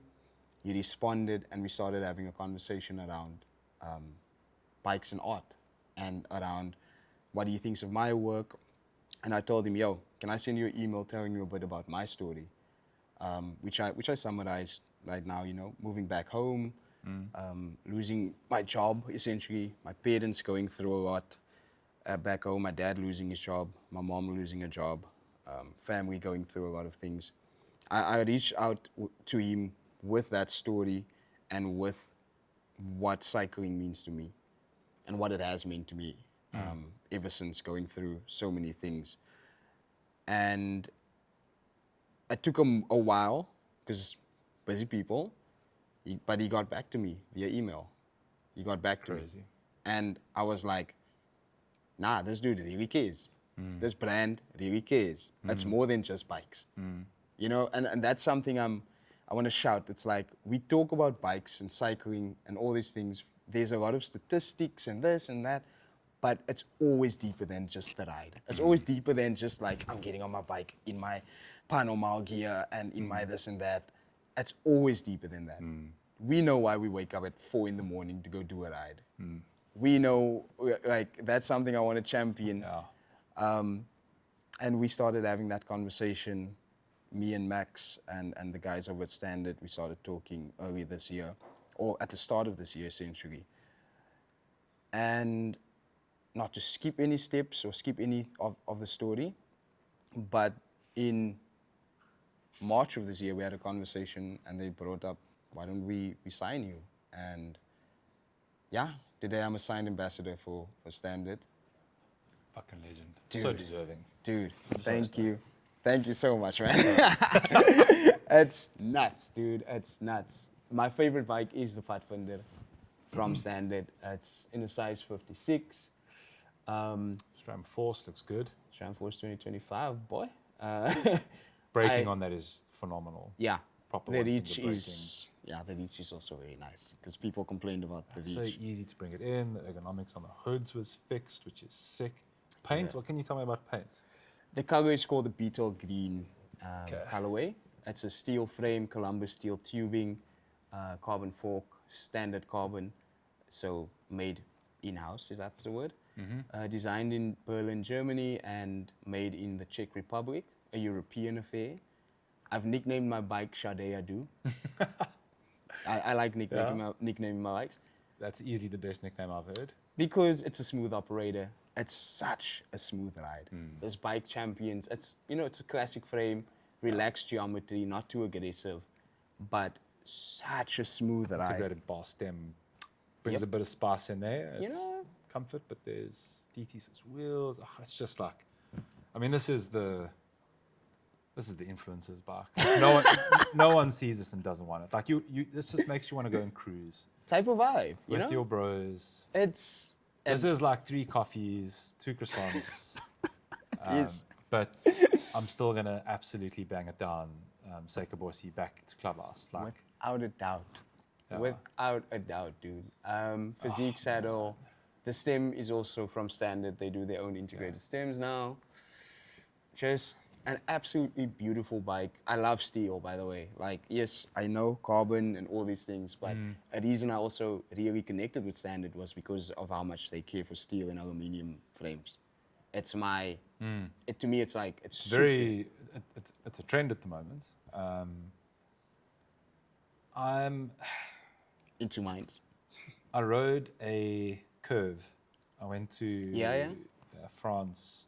It's gonna sound very pretentious, but I try and go and ride. Very influencing. No, there's no influencing. We keep joking like we want to do an insert, like, and now is the time to thank today's channel sponsor, which is you, and you, the viewer, and me, because there is absolutely zero influencing happening. We rely entirely on people that need video production work. Like, hey, do you guys do this? So our model is break even on the salaries. Yeah. Eric and Gregory are full-time employees of the Active Hobo. Okay. So our goal is to break even on their salaries. With hopefully that takes up like 20% of our available time. Yeah. And 80% is given Wow. to storytelling in the community, whoever. Jeez, man. Like literally anything, brands, corporates, individuals, like just tell stories. Yeah. Day in the life of, like, we've got so many ideas and we just don't ever want the numbers to stop that from happening. Yeah.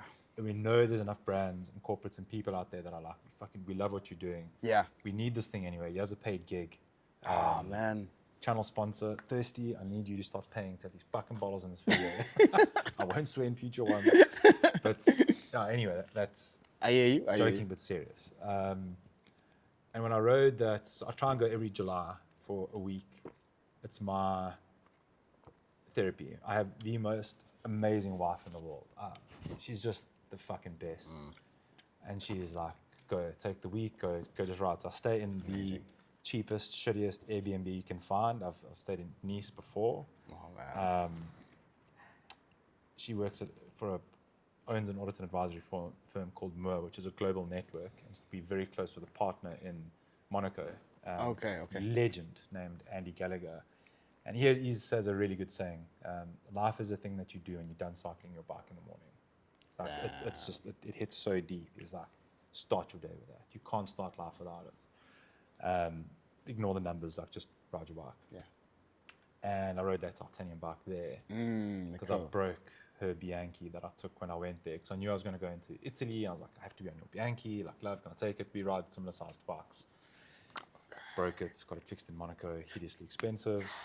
So I had this 2 days on this, the most insane riding ever. Oh, man. I can't even tell you, it was just so good. And then went back to her bike, and I was just like, carbon is more comfortable, it is stiffer, it is faster, it is the premium material. You can't, if for the pure experience of riding the bike, those two things contrasted, similar tire pressures, carbon wheels, like similar specs and stuff, didn't do it for me. However, I'll send you a picture of all the skating decks I've got and how they've gone up as art in our house. 'Cause I can't say that I can appreciate fine art. Like I don't understand it. Yeah. Like to me, skating decks properly mounted is like the most beautiful thing. That to me is art. Like I love that. Ah, okay. I would put that up and frame it. Yes. And I hear you. anyway, so for me, a steel frame. Yeah. Like I would love to do a frame with like Dave Mercer, something like baked with the story that like I just like go and ride as a piece of art. Yeah. You know what I mean? And for me, that's what these. I'm not saying that these aren't performance oriented. I'm sure they're quick. I'm sure they're comfortable. I'm sure they're all those things. Trust. But my desire to want to own one, which I think a lot of people share, is there's this. It's maybe one of the only brands really now, at least at scale. There are others, but like you want to own it because of its brand integrity, what it stands for. Yeah. How many brands really have that in Yeah. terms of their you know, we had this conversation downstairs after I this morning. It's like, you vote for the brand that you love with your wallet. So when you buy an S-Works, like historically, at least my perception is they go and win races uncompromisingly. It was the most winning brand in the Tour de France. Yeah. That's what you're voting for. Like, I love performance, I'll go and buy an S-Works. Yeah. Makes complete sense. Colnago, Teddy Another Pogacar. one, yeah. You know, they're riding that train so hard. Like, you're buying Teddy, and you buy that bike. Yeah. Everyone fucking loves Teddy. You can't tell me you don't love Teddy. Yeah. And it's like it's and what brands start to stand for is becoming very blurred, and I think a lot of them are becoming very diluted. I don't necessarily know what a lot of the big Western brands stand for anymore, based on what they're doing for their communities. Yeah. So I'm generalizing now. Then you take Standert. It is the exact polar opposite of that. It is so rich in its community. It does so much. There's a real story there, and it's like, I think a common criticism it gets, people refer to the price, it's overpriced for steel. It's like, you've missed the point. Yeah. It's not about, like, it's not what a steel bar costs, and to weld and to put that together, sure, it might cost whatever. Yeah. But when you give them that extra budget that you're giving them, that profit, I'm like, make more. Because what you're doing with that profit is you're enabling real ambassadors that you can relate to. You're putting people on bikes, community connect. You're doing things that no one else is doing. That's what you're paying for. You're saying, I'm happy for you to have profit. People mustn't demonize profit. It's important. It makes Super the world go important, round. Like, let them make profit, because what they're doing with it is far more real than anyone else. Dude. It's I have so much fucking love for them. You talk about vision board and like what would be great, like to go and tell the Standert story, to be able to interview them and do something, and like day in the life of factory. Dude, top of the list. It's top of the list. They're definitely doing, in my opinion, doing something very right, and there's just something about. Thank you for sharing that. Again, I like to just, thanks for sharing that, dude. Like, and I agree with a lot of what you're saying. To me, it's something as simple as like me being on board with them now, like being an ambassador of Standert now. Just the simple fact that they call me family matters to me. It's like, welcome Richard to the family. It's this intention behind, it's that intentionality is like, we really care. You can feel it sincere. That's not it's not just another like, oh, this guy wins races. Cool, I get that part too. Trust me, I do. But it's like, there's a sense of like, we genuinely we support this guy. We resonate with this guy. He's one of us. And I resonate with them, and they sick, man. Such a cool little story, and I'm at that point now where this is just the start, and I'm so thankful to have literally my dream bike, because I scoured the whole Standert website since I found out about them. Looked at all these models and looked at the gravel version and looked at this version, the Kriesage, the Kettensage, all these beautiful models. And I told myself, even back then, before this colorway existed, I was like, I really love the Fatfinder. It's an endurance bike as well, made for the longer rides, really comfortable, and I do enjoy a long ride. To me, I champion the journey. The destination is a bonus, and I think going on a longer ride is the perfect example of like you're more focused on everything you do while you're getting there.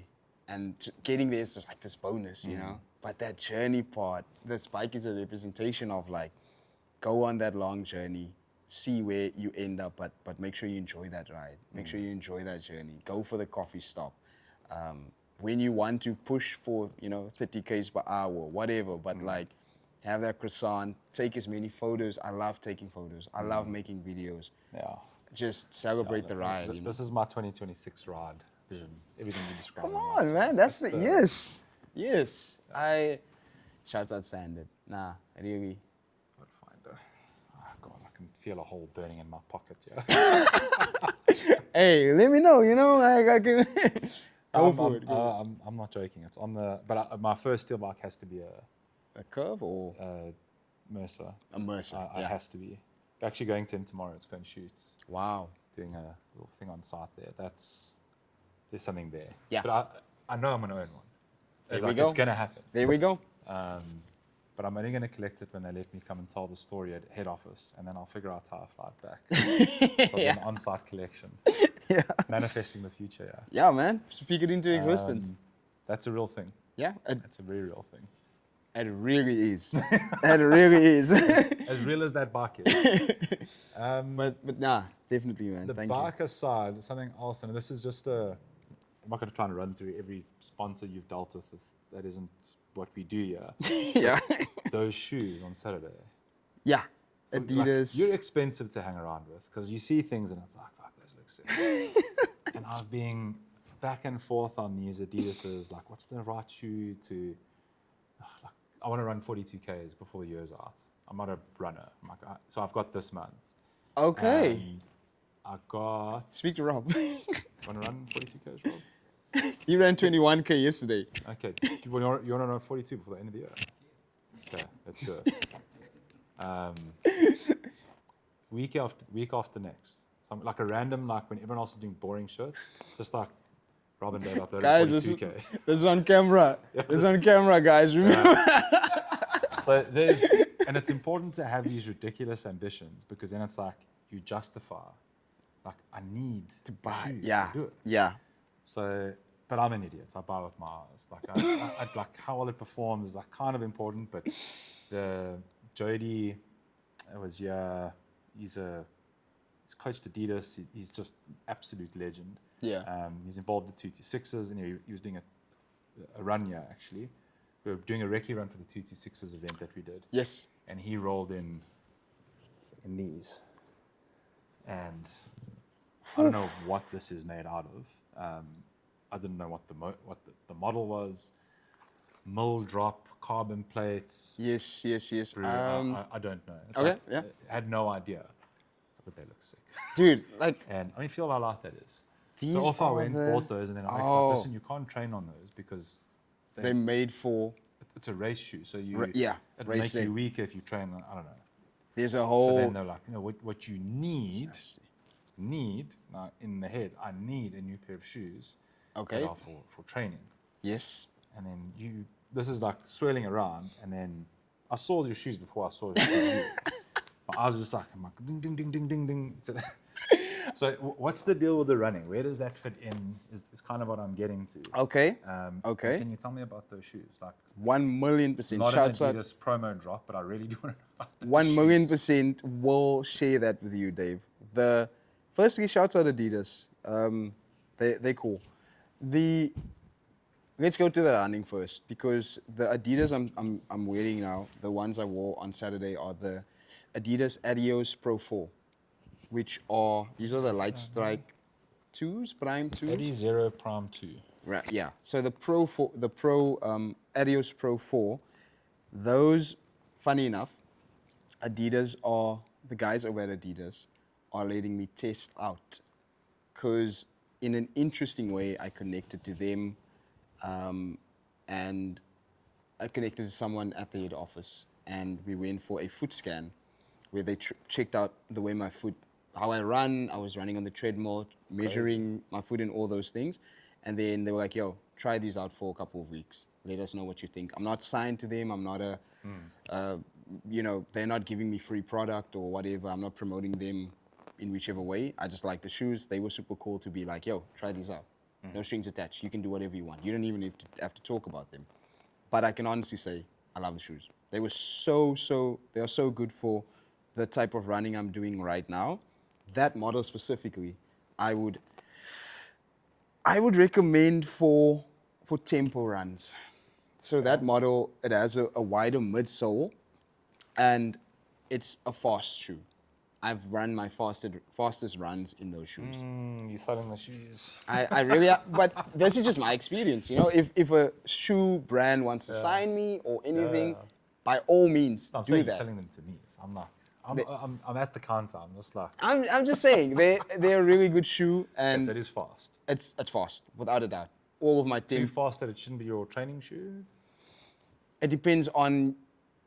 It does depend, because the other shoes that they also gave me to try out is the Bostons, which is the marathon shoe, the Adidas Boston 13. Excuse me, and I did a longer run. It was a 16K run last week on Wednesday to try out a longer run.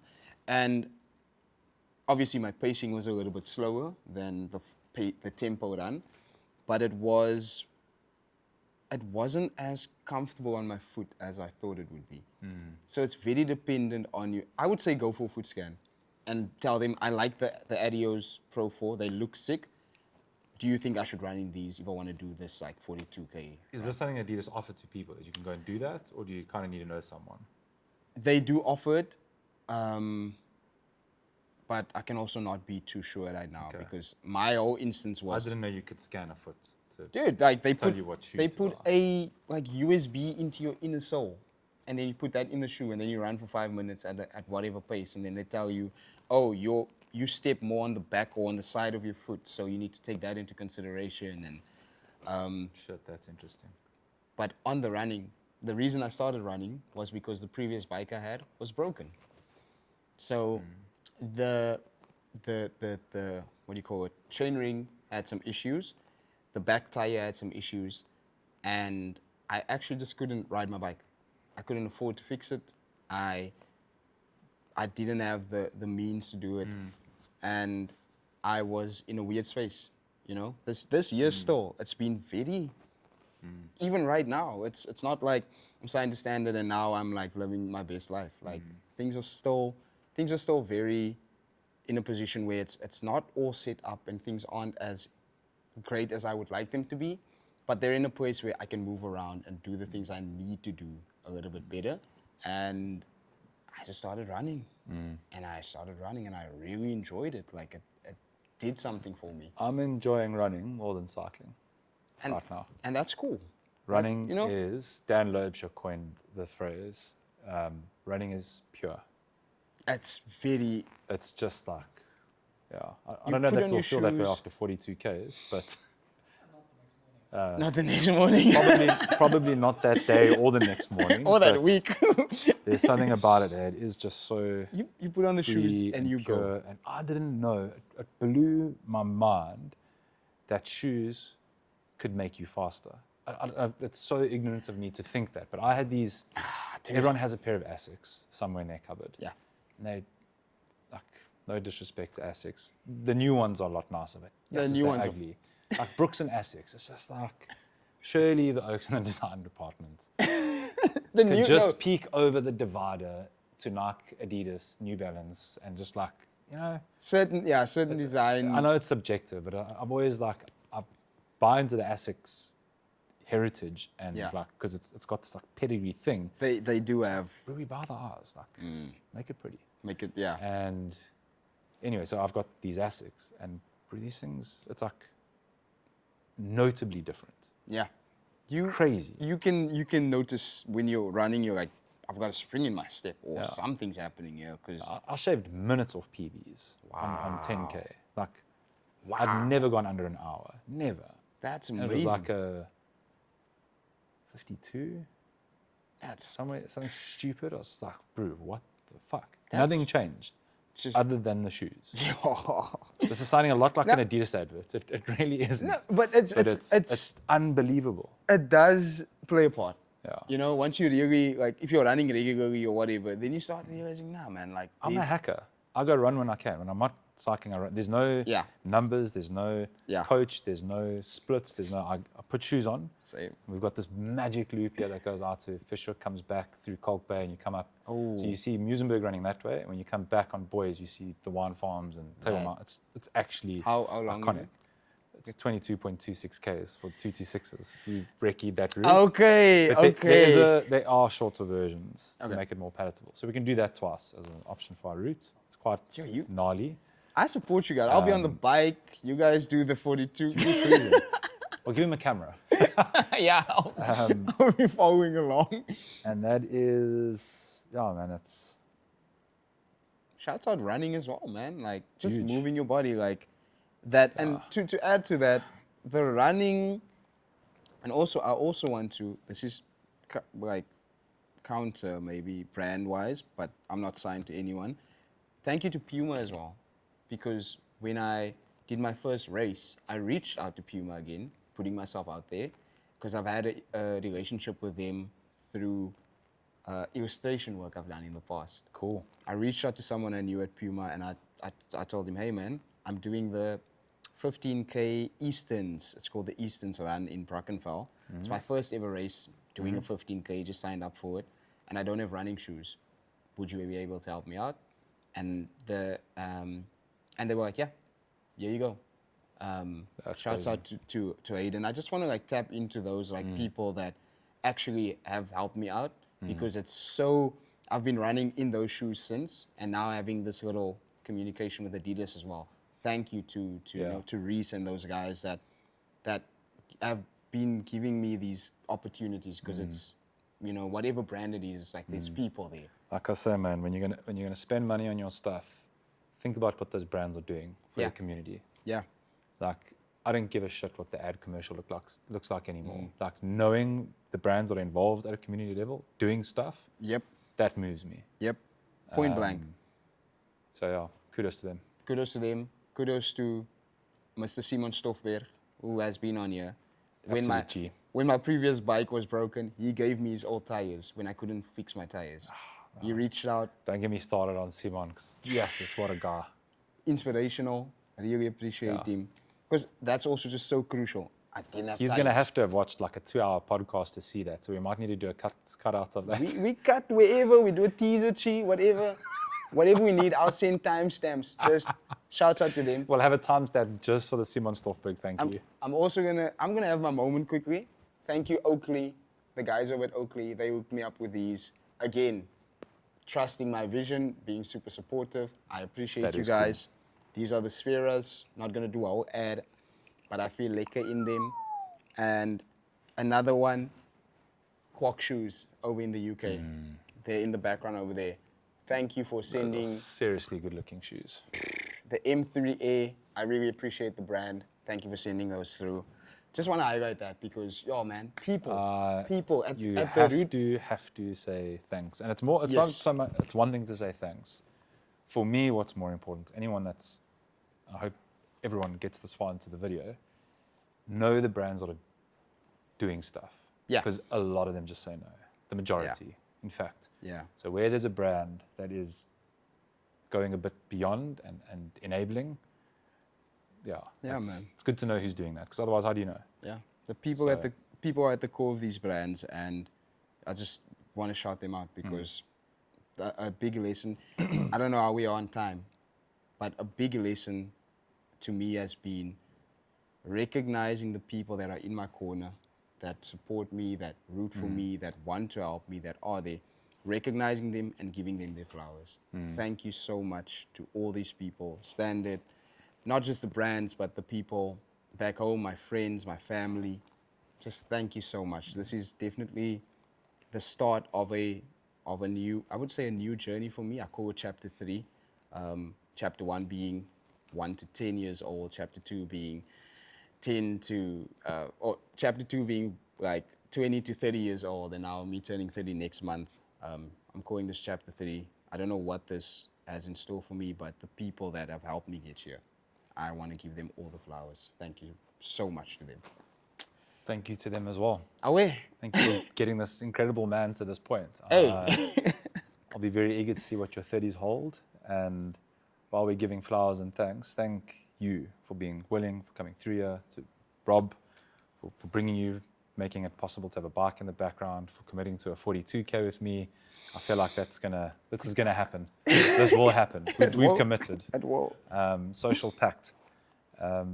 Really thank you for coming. I am truly, truly inspired by your work, your courage to go out there, to not let your circumstances have defined you, and continuing to not let them define you. The only certainty is that hard times will come.